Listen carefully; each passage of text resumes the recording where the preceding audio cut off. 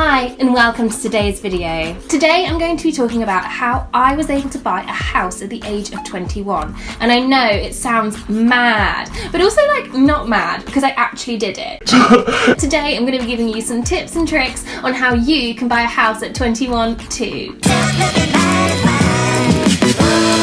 I would like to say that buying a house at 21 is not normal, so don't feel bad or pathetic or a failure if you haven't done it yet. You know, I am very privileged, and that's what privilege means. It's not for everyone. Before I start, my father's lawyer has asked me to make a disclaimer to say that I am not giving you financial advice in this video. I am just telling you what I did. But if you would like financial advice, the details of my father's financial advisor is in the description below. First off, in order to be able to buy a house, you have to start saving to buy a house. But you actually have to do it. Some people will say that they're saving for a house, when actually they'll just take money straight out of savings for frivolous things like a ski trip or a day at the races or the polo. So top tip, if you are saving to buy a house, try to make sure you take all of your excursions at holiday properties belonging to friends or friends of the family. When I started saving to buy a house, I was working at a friend of the family's floristry shop, and I was putting about £1,000 away each month. So this is really encouraging because it means that anyone can do it. I mean, I guess I was living at home, so I didn't have to pay for anything else. I mean, it's different for different people, but ultimately, I've proven that it is possible to save to buy a house on minimum wage. Funnily enough, my parents did ask me to pay for rent. I think it was about £100 a month, something like that, which I did pay them. But it was fine, honestly, because every time I asked for money, I ended up getting that £100 back. They also said that I really ought to be buying my own food, which in reality just meant that I had to eat their food at odd times or in strange places. You know, for example, at 3 o'clock in the morning or in the stables. Here's another big tip if you're saving up to buy a house. Do not rent. You know, I could have done, but I really didn't want to because it is, at the end of the day, throwing your money away. You know, mummy and daddy always say that renting is just throwing your money away, and they would know because they are the landlords of over 50 properties in central London, and they know how much they overcharge.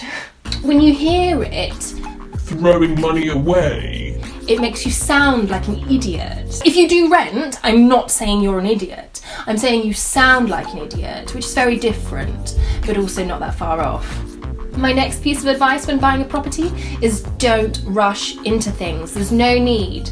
You know, at one point I almost ended up buying a bicycle shed in Henley because it had a good postcode and Wi-Fi was already installed at the cafe adjacent, and it would have been awful. There was no insulation, no running water, and also it was a bicycle shed, and I'm not a bicycle. The only reason I didn't go for it in the end was because I wrote a letter to the council asking if I could keep my horses on the road, and they said no. And I was like, well, how am I going to get about? And they said, on your bicycle. And I said, what bicycle? They said, the bicycle you're putting in the shed. And I said, I'm living in the shed. I don't own a bicycle. I don't know how to ride one, just horses. Which is why my next piece of advice is to get a second opinion. Because after the bicycle shed incident, I was almost lured into buying a bin shed in Mayfair. It was outside my budget, but there was a local pret-a-manger that delivered directly to the property. So what I added in the property value, I would have saved each month in frothy coffees. And I was so excited about the property, but I thought, let's just get a second opinion on this one. So I brought mummy round for a viewing, and she was so supportive. She did like it, but what she said to me was, you don't want to live in a bin shed. So she had a point. And also she mentioned, which I hadn't noticed, but the gentleman showing us round the property was actually a cat.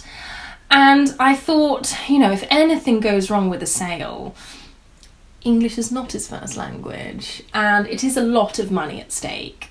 So, after 3 years of saving to buy a house, I checked my final balance, and I had saved over £3,000. That's £3,000. I was devastated. And so I started looking at what I could afford with that outright. And I was literally looking at garages in the Highlands of Scotland. But then, stroke of luck, Nanny died.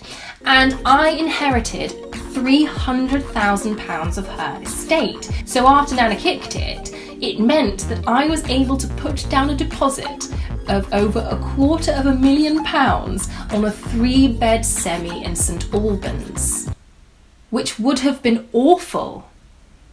St Albans. It's not a very good area. So I went crying to Daddy. Top tip, always works. And he put my name on the deeds of one of his properties in Knightsbridge. And that's how I became a homeowner at 21. Sorry, I should have said that. I made it sound like I bought the house. I didn't buy the house. Buying a house at 21, that's mental. Of course, no one can do that. Anyway, I hope there's been some useful tips there on how I bought a house at 21. If you have any advice yourself of how to save to buy a house, do pop them in the comments down below, and this video can just be a really good resource for everyone who wants to buy a house to use to help them get ahead. Don't forget to give this video a thumbs up if you've learnt lots, and to give me a little subscribe if you want to hear more about how I achieve success in life on my own, under my own steam. Kind of.